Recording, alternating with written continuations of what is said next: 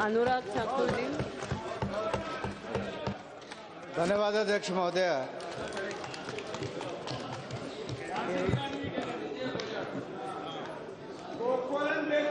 एक आवाज उस नौजवान की जब उसने मरने से पहले एक ब्लॉग लिखा, शहादत देने से पहले। कैप्टन पवन कुमार मात्र 22 वर्ष आयु,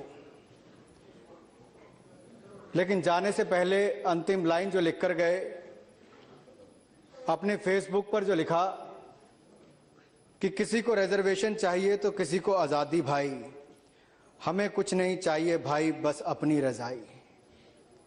सीमा पर बैठा वो नौजवान देश की सेवा कर रहा था, और दूसरी ओर लांस नायक हरमन थप्पा जी, जो भारत मां के लिए अपना जिन्होंने जीवन न्यौछावर कर दिया, उनको पाया गया तो बर्फ की रजाई में पाया गया। ये वो नौजवान हैं जिन्होंने देश के लिए अपना जीवन दिया, जिन्होंने तिरंगे के लिए अपनी कुर्बानी दी। जो इनके लिए मात्र एक नारा है, एक झंडा है, वो अपने देश के लिए मर मिटने के लिए तैयार होता है तो देश का फौजी होता है। इकलौता बेटा था, 22 साल का। बाप के दिल में क्या आई होगी मैम, मैं आपसे पूछना चाहता हूं, जिसने टीवी के सामने आकर पूरी दुनिया को कहा मेरा इकलौता बेटा था, देश के लिए जीना मरना चाहता था, देश के लिए शहीद हुआ है, मुझे उस पर गर्व है, गर्व है, गर्व है। पूरे देश को उसके ऊपर गर्व है मैडम, लेकिन इनके ऊपर शर्म है, क्योंकि आप उनके घर तो नहीं जा पाए, वो भी जेएनयू के।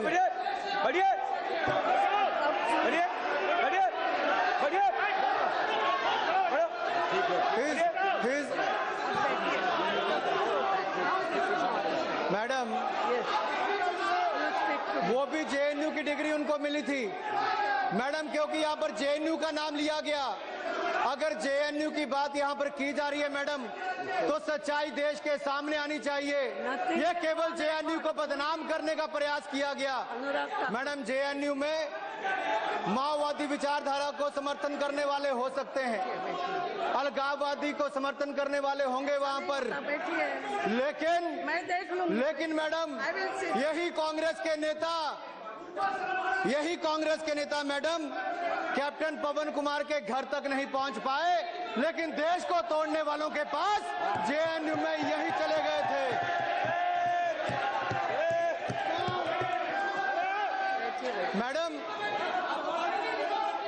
मैडम आखिर क्या हुआ ऐसा? मैडम ऐसा क्या हुआ आखिर? क्या हुआ 9 फरवरी को? बैठिए प्लीज बैठिए। मुझे कोई अनकॉन्स्टिट्यूशनल, जहां श्रीनगर में, I will see the record, please बैठिए। जहां श्रीनगर में 22 फरवरी को 48 घंटे हमारे फौजी सैनिक भारत के लिए लड़ते हैं, भारत राष्ट्र के लिए लड़ते हैं, वहीं पर कांग्रेस के नेता राजनीति उन लोगों के लिए करते हैं। Are you eating? You are not eating, no? Sorry madam, ये कर रहे हो? Are you eating? Madam, I have not taken anyone's name. He is not. ये स्वयं समझदार है, मैंने किसी का नाम नहीं लिया, ये अपने आप। नाम नहीं लिया है, बैठिए।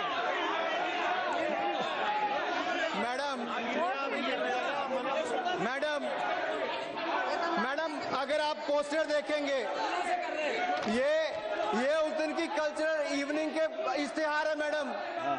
आखिर जेएनयू में वो ये टेक कर रहे हैं, मैं क्या? मैडम जेएनयू में He is not eating. आपने भी ये टेक किया था मैडम, जो इंटॉलरेंस की बात करते हैं, मैडम जो इंटॉलरेंस की बात करते हैं, जो थोड़ी देर पहले कहते थे इनकी आवाज बंद नहीं की जाती, अगर आपकी आवाज बंद नहीं तो मेरी आवाज भी बंद नहीं की जा सकती।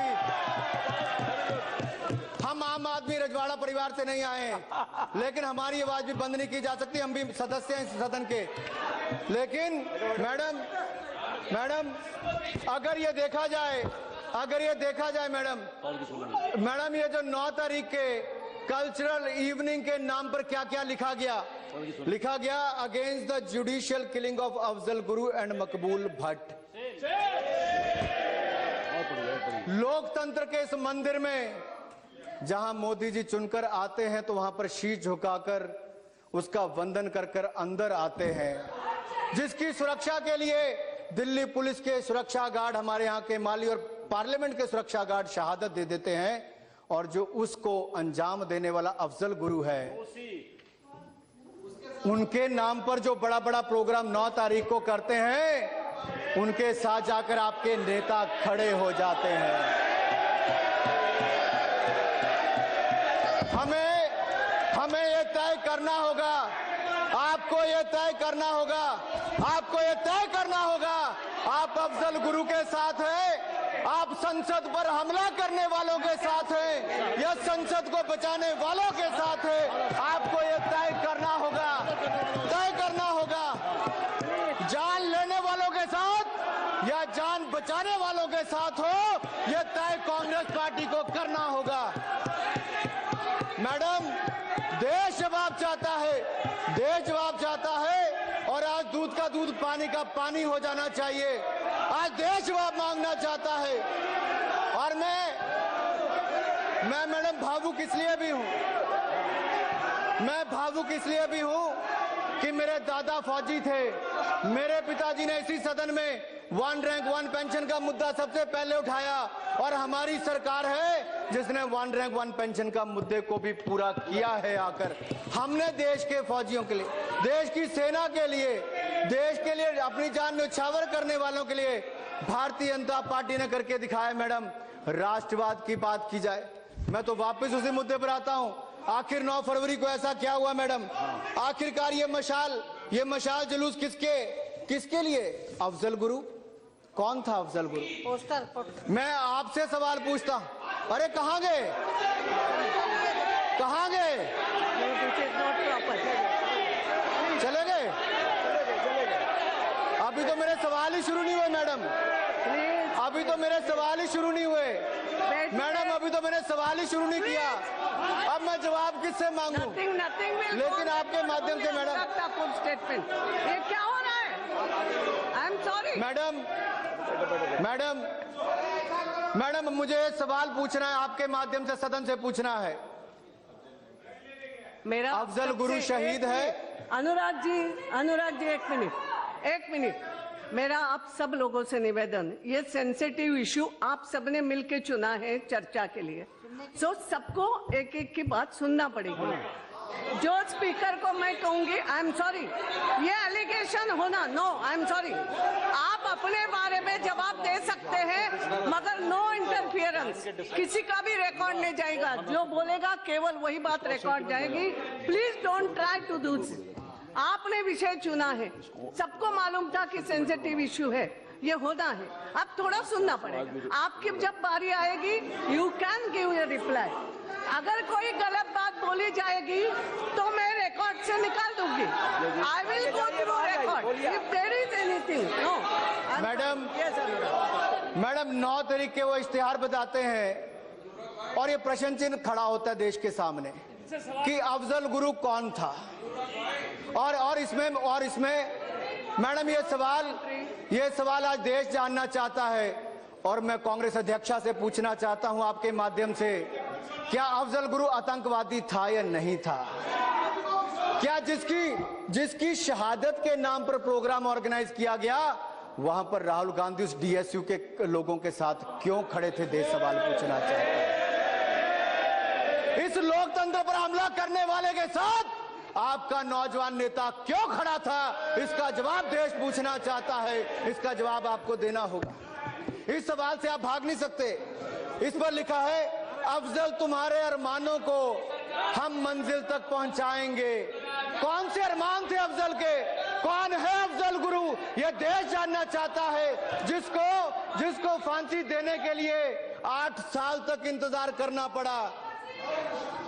केवल उसको फांसी देने के 2014 के चुनाव से पहले आपका बोलने का मौका तय आपको करना है, तय आपको करना है।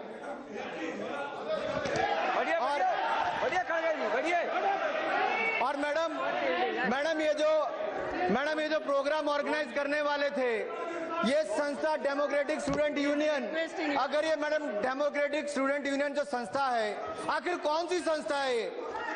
मैडम मुझे इतना जरूर पता है मैडम, तथ्य देख लेंगे मैडम आखिरकार डेमोक्रेटिक स्टूडेंट यूनियन संस्था क्या है डीएसयू? ये सवाल भी देश के सामने खड़ा होता है। आखिर जिनके साथ जाकर राहुल गांधी जी कंधे से कंधा लगाकर बगैर सोचे किक मार के वहां पर मोटरसाइकिल नहीं गाड़ी में पहुंचे थे, सॉरी, और जब वहां पर पहुंचे तो वहां पर जाकर किनके साथ बैठे? डीएसयू के। डीएसयू क्या है? अगर आप 2014-18 फरवरी का प्रश्न देखें जो एटी नाना पाटिल ने इसी लोकसभा में पूछा, और आरपीएन सिंह उस समय गृह राज्य मंत्री थे, इन्हीं की पार्टी के, राहुल जी के शायद अभी सदन में नहीं है, लेकिन उसमें लिखा है, उसमें प्रश्न पूछा गया था कि ऐसी कौन कौन सी संस्थाएं हैं, मैं बहुत लंबा उसमें नहीं कर रहा, जो नक्सलवादियों को समर्थन करती हैं। उसके जवाब में उन्होंने कहा, on occasions during operations by security forces the CPI Maoist underground cadre shift to softer areas including urban areas looking for safer hideouts. On such occasions, the overground front organization provides safe hideouts to the armed cadres. They are also adept at dissemination of propaganda and disinformation to demonize the state and the security forces. The list of the active frontal organization of the CPI Maoist operating in the country is annexed. उसमें क्या है? हर जगह DSU से लेकर उन संस्थाओं के नाम है जिनके साथ जाकर राहुल गांधी जी जेएनयू में बैठे थे।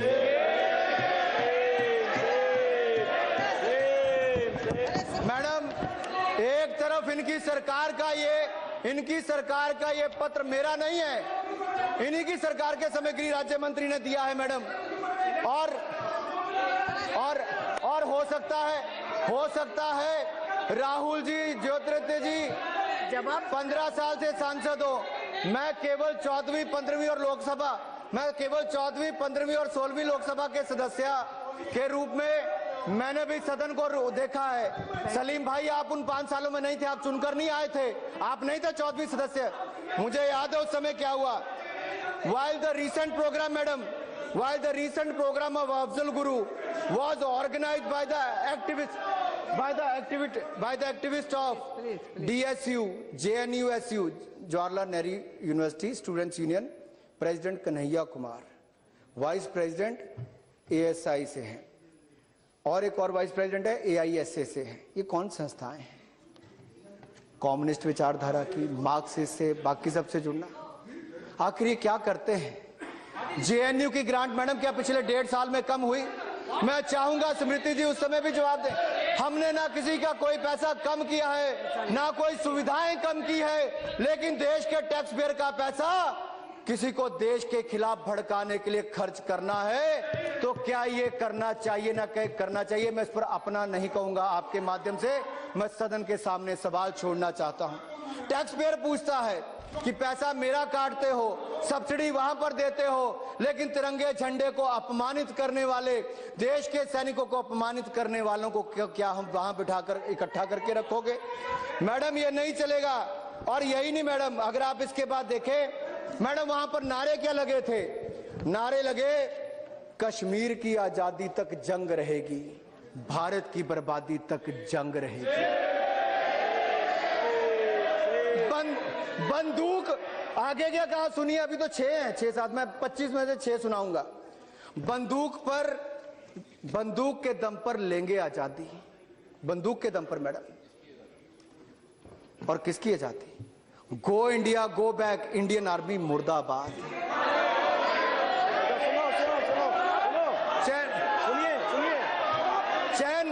चैन से नहीं बैठेंगे। आगे मैडम, आगे सुनिए, अगर ये भारत के पक्ष में कोई भी एक व्यक्ति है, अगर ये भारत के पक्ष में है और इस सदन पर हमला करने वालों के और सदन पर हमला करने वालों के शहीद कहा जाता है, और उनके पक्ष में क्या नारे लगाए जाते हैं मैडम? चैन से नहीं बैठेंगे, भारत की बर्बादी तक। ज्योतिरादित्य जी, चैन से नहीं बैठेंगे, भारत की बर्बादी तक, ये नारे लगे। भारत के टुकड़े होंगे इंशाअल्लाह, इंशाअल्लाह। ये नारे लगे, भारत के टुकड़े होंगे इंशाल्लाह इंशाल्लाह। और आगे नारा लगा, अफजल गुरु मकबूल भट्ट जिंदाबाद जिंदाबाद। नारे लगे, कितने अफजल मारोगे, कितने अफजल मारोगे, घर घर से अफजल निकालेंगे। कितने अफजल मारोगे, घर घर से अफजल निकालेंगे। क्या ये सदन के सदस्य तैयार हैं कोई और पार्लियामेंट्री अटैक, पार्लियामेंट सदन पर अटैक्स देखने के लिए, देश में और आतंकवादियों को बढ़ावा देने के लिए? ये मैडम, अगर इसी कोई फ्रीडम ऑफ एक्सप्रेशन कहा जाता है, अभिव्यक्ति की आजादी कहा जाता है, तो दुर्भाग्य है, ये अभिव्यक्ति की आजादी नहीं है मैडम। और कोई भी अपने देश को तोड़ने के लिए ऐसी देश विरोधी ताकतों को आगे आने का कोई मौका नहीं देंगे। आपने कहा, उन्होंने भी कहा कि भारत के टुकड़े होंगे, भारत के टुकड़े होंगे इंशाअल्लाह इंशाअल्लाह। मैडम, ये भारत के टुकड़े होने का इंतजार कर सकते हैं, हम अपने टुकड़े करवा देंगे, लेकिन भारत के टुकड़े नहीं होने देंगे, हम नहीं होने देंगे मैडम। मैं इसलिए कहना चाहता हूं मैडम, ये मैंने केवल सदन में कहने की बात नहीं, अगर आप जुलाई 2010 की रिकॉर्डिंग इसी सदन की निकाले मैडम, इसी सदन की, जुलाई 2010 की, कश्मीर में पथराव चल रहा था, 2000 से ज्यादा सैनिक घायल हो गए, तब भी ये सत्ता में थे, आप लोग उस समय सत्ता में थे, 2000 सैनिक घायल हुए, आपकी सरकार ने कुछ नहीं किया। लेकिन मैं विपक्ष में था, मैं भारतीय जनता युवा मोर्चा का अध्यक्ष था, इंडिया फर्स्ट का नारा देके पूरे देश का भ्रमण किया, कलकत्ता से कश्मीर की यात्रा, राष्ट्रीय एकता यात्रा की, और मुझे गिरफ्तार किया आपकी सरकार ने मैडम। इनकी सरकार ने मुझे भारत में तिरंगा झंडा फहराने के लिए गिरफ्तार किया, केवल मुझे नहीं, सुषमा जी को, अरुण जेटली जी को, जो विपक्ष के नेता थे, जम्मू की जेल में हमें 26 जनवरी को वहां पर गिरफ्तार करके डाला गया। ये कहेंगे कश्मीर की बात। सोनिया जी, मैं आपसे पूछना चाहता हूं मैडम, मैं आपके माध्यम से पूछना चाहता हूं, जवाहरलाल नेहरू यूनिवर्सिटी, नाम तो नेहरू जी का है,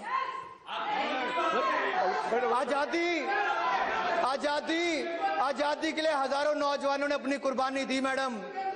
पहला देश का प्रधानमंत्री बनने का मौका मिला तो जवाहरलाल जी को मिला, हमें इससे कोई दिक्कत नहीं है।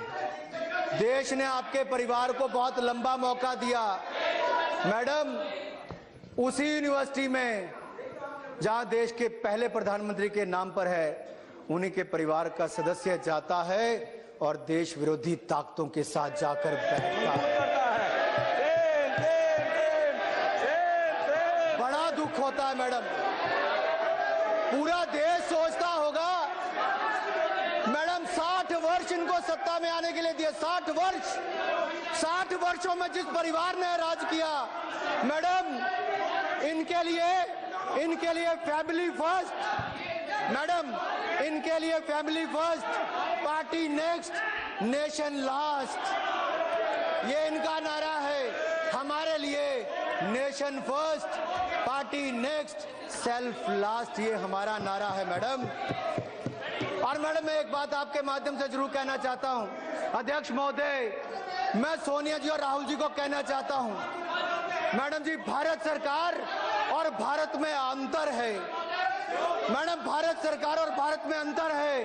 आप भारत सरकार की आलोचना कीजिए, दिल भरकर आलोचना कीजिए, मंत्री की आलोचना कीजिए, व्यक्ति की आलोचना कीजिए, हमारी नीतियों की, हमारे कार्यक्रमों की आलोचना कीजिए, लेकिन मेरे भारत की आलोचना मत कीजिए, मेरे भारत की आलोचना मत कीजिए मैडम।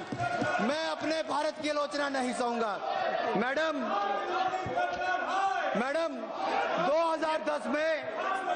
2010 में दांतेवाड़ा में सीआरपीएफ के 76 जवान शहीद हुए। मेरी कॉन्स्टिट्यूएंसी के 2 नौजवान, उसकी पत्नी मैडम, पेट में बच्चा था, रो रही थी, इनको नहीं पता उसके ऊपर क्या बीती। 76 नौजवान सीआरपीएफ के दांतेवाड़ा में मारे गए मैडम। पूछिए उनके ऊपर क्या बीती होगी, परिवारों के ऊपर। उनके परिवार गम में थे, लेकिन यही डेमोक्रेटिक स्टूडेंट यूनियन और ये बाकी कम्युनिस्ट संगठन यहीं पर मैडम जवाहरलाल नेहरू यूनिवर्सिटी में जश्न मना रहे थे दांतेवाड़ा में मरे। पानी मैडम दांतेवाड़ा के शहीदों के मरने पर जश्न मनाया जाता है, उनकी शहादत पर। याकूब मेनन, अफजल गुरु, मकबूल भट्ट, इनको शहीद दिखाया जाता है मैडम। अरे इंटॉलरेंस यही है, बैठो यहाँ पे। ये एक अकेला मैडम इसी सदन में कांग्रेस सरकार के पूर्व मंत्री ने, गृह मंत्री उस समय मैडम देखिए मैडम उस समय कहा गया क्या पॉइंट ऑफ ऑर्डर है? What is madam number? Congress के एक पूर्व मंत्री ने कहा, एक मिनट, क्या रूल नंबर? और यूपी के चुनाव में कहा कि बाटला हाउस कांड, मैडम बाटला हाउस कांड के समय, मैडम एक मिनट, बाटला हाउस कांड के समय सोनिया जी उन नौजवानों के मरने पर फूट फूट कर रोई थी। प्लीज बैठिए ना। पॉइंट ऑफ ऑर्डर क्या? पॉइंट ऑफ ऑर्डर क्या है? Adhyaksha Mahoday, point of order, Rule 353. No allegation of a defamatory or incriminating nature shall be made by a member against any person unless the member has given to the Speaker and also to the Minister concerned, so that the Minister may be able to make an investigation to the purpose of the reply. Provided the Speaker may prohibit any member from making any such allegation if the Speaker is of the opinion that such allegation is derogatory to the dignity of the House, so that no public interest is served. The fact that he has, ऐसा है, I made no, आप बैठिए ना। Adhyaksha Mahoday, the fact that he has made a derogatory allegation against the Vice President of the Congress Party, that he was present to support anti-national activities, which is completely against what the truth is. Adhyaksha Mahoday, no point of order. I'm sorry. Adhyaksha Mahoday, the very fact that he has made that allegation, derogatory allegation, which is the furthest from the truth, it must be expunged from the record. Yeah, it must be expunged from the record, madam. Madam, it must be expunged from the record. No. Adhyaksha Mahoday, सभी लोगों ने, everybody. Adhyaksha Mahoday, it must be expunged from the record. Adhyaksha Mahoday, the fact that he said to the Vice President of the Congress. I will see. Madam Speaker,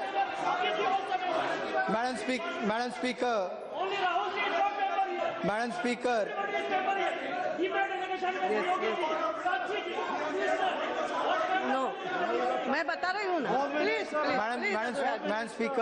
please please कोई एक minute आप सुनिए, बैठिए। ये जो point raise किया, yes, no, nothing is there. First thing is there is no point of order. एक minute, आपने भी कई सारे लोगों के नाम लिए सदन में मौजूद। एक minute, now you will have to see, you will have to hear. कई सारे लोगों के नाम लिए गए, अनेक बार ये होता है।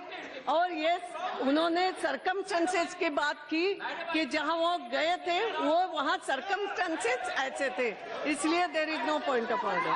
Thank you, Madam Speaker. Madam, through you, I want to know from Mr. Rahul Gandhi, if 1975 emergency define Congress Party's democratic values, and doesn't he find a parallel between Srimati Indira Gandhi and Hitler? और ये freedom of speech की बात करते हैं।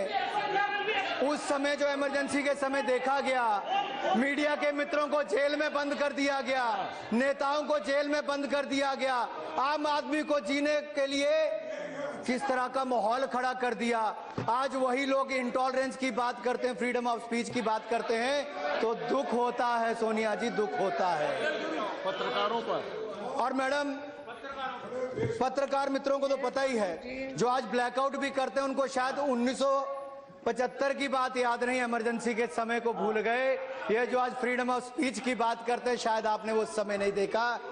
और अभिव्यक्ति की आजादी की बात करते हैं सोनिया जी, मैडम Yes, अनुराग। सलमान, मैं नाम नहीं लेता मैडम, पूर्व मंत्री ने एक सभा में कहा बाटला हाउस कांड में, बाटला हाउस, एक मिनट यार मुझे बोल, बाटला हाउस कांड में जो लोग पुलिस की गोली से आतंकवादी मारे गए, उस पर सोनिया जी बहुत रोई। ये मैंने नहीं कहा, इनके मंत्री ने कहा, पहले मैं रिकॉर्ड दिखाऊंगा। अब मुझे ये पूछना है, क्या इंस्पेक्टर एमएल शर्मा जिन्होंने शहादत दी, उनके घर आप गई या नहीं गई, लेकिन दूसरे के नाम पर आंसू जरूर निकाले। ये दिखाता है मैडम। और इसीलिए मैडम, इसीलिए मुझे याद आता है कि जब वो इंस्पेक्टर एमएल शर्मा की बात आती है तो राहुल जी भी उनके यहाँ नहीं जा पाए, लेकिन उनके घर पर गए जिनका आतंकवादी होने का, जिनके ऊपर आरोप ही नहीं लगे बल्कि उनको मार गिराया गया। इसलिए तय आपको करना है, आप अफजल गुरु के साथ है या संसद के साथ है, भारत के लोकतंत्र के साथ है। अफजल गुरु आपके लिए आतंकवादी है या आपके लिए शहीद है, ये तय आपको करना है। देश आपसे जवाब पूछता है, गांधीवादी विचारधारा होगी या माओवादी विचारधारा का समर्थन करते हो, ये तय करना है मैडम। किसके साथ हो? जो माओवादी सोच को, अलगाववादी सोच को जेएनयू में समर्थन करते हैं, जो भारत के खिलाफ रोज भड़काते हैं, जो भारत के पैसों को खर्च कर उसका खाकर भारत के झंडे को और फौजी के खिलाफ बोलते हैं, आप उन देशद्रोहियों के साथ हो या देशभक्तों के साथ हो। हम राष्ट्रवादी हैं, हम माओवादियों के साथ कभी नहीं है। और इसलिए मैं कहना चाहता हूं, और यही नहीं मैडम, हमारी आपकी कथनी और करनी में अंतर है। आप कहते कुछ है, करते कुछ है, हम उस तरफ नहीं जाते। मैडम जेएनयू के बाहर पुलिस खड़ी है, मुझे प्रश्न ये पूछना है, क्या जेएनयू के अंदर पुलिस नहीं जा सकती? मेरे मन ही मन में प्रश्न उठ रहा था, जा सकती नहीं जा सकती? शीला कौल जी के समय एक सवाल पूछा गया कांग्रेस की सरकार के समय, और प्रश्न के उत्तर में उन्होंने कहा कि हाँ, उस समय माहौल ऐसे थे कि वहां पे पुलिस भी अंदर जाना पड़ा और 370 से ज्यादा स्टूडेंट्स को गिरफ्तार करना पड़ा। लेकिन आज उसी जेएनयू में अगर कोई देशद्रोह का काम करता है, विद्रोह करता है, कोई विद्रोह करता है, भारत को तोड़ने की, भारत को खत्म करने की बात करता है, तो कोई कारण नहीं पुलिस को रोकना चाहिए। उन देशद्रोहियों, विद्रोह करने वालों के खिलाफ कड़ी से कड़ी कार्रवाई होनी चाहिए। मैडम अगर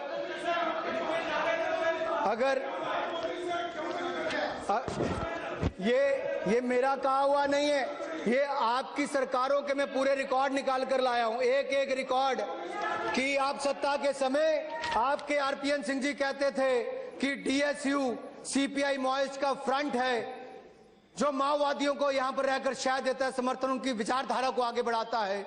उसी माओवादी विचारधारा को आगे बढ़ाने के लिए राहुल गांधी जी उनके साथ जाकर खड़े होते हैं, तो ये प्रश्न चिन्ह खड़ा करता है।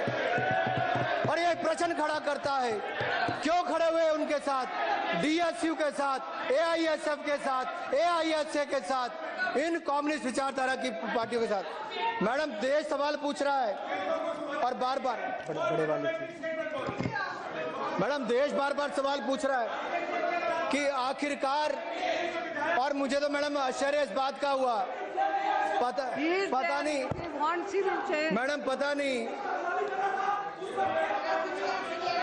मैडम, पता नहीं राहुल जी सच्चाई जानकर गए थे नहीं जानकर गए थे।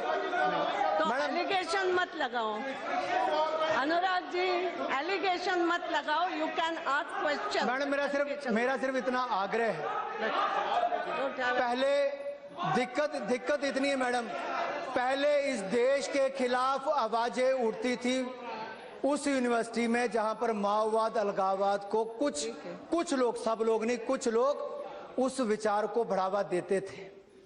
हमें तय ये करना है, हमें माओवाद, अलगाववाद को बढ़ावा देने वाले लोगों के साथ खड़े होना चाहिए, नहीं होना चाहिए, या उनके खिलाफ जो बोलते हैं आप उनके खिलाफ आरोप लगाते हैं।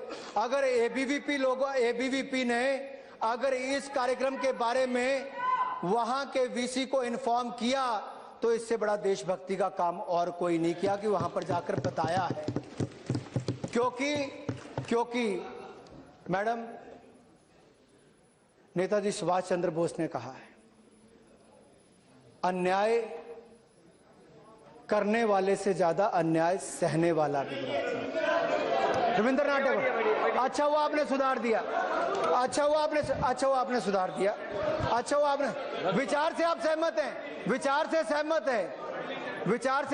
हैं। अगर आप विचार से सहमत हैं तो एबीवीपी ने वही किया। वहां पर अगर कोई देश के खिलाफ काम कर रहा था तो उसको लेकर वीसी को इन्फॉर्म किया है।